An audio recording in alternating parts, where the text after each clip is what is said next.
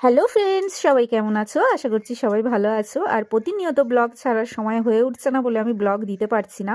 আর আজকে স্পেশাল একটা দিন ছিল, একটা দাদার নতুন বাড়ির গৃহপ্রবেশ ছিল। তো সেই গৃহপ্রবেশে তো গেছিলাম, কিন্তু গৃহপ্রবেশের পরের দিনকে ছিল মাংস ভাতের একটা আয়োজন।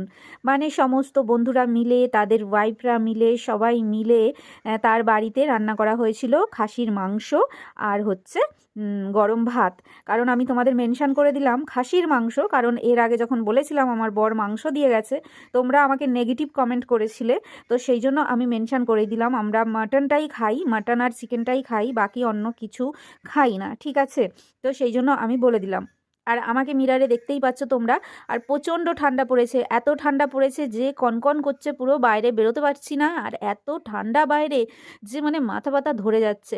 তো আসার ইচ্ছে ছিল না, তবুও আসতে হলো, যেহেতু সবাই এসছে সেই জন্য খুব এনজয় হয়েছে।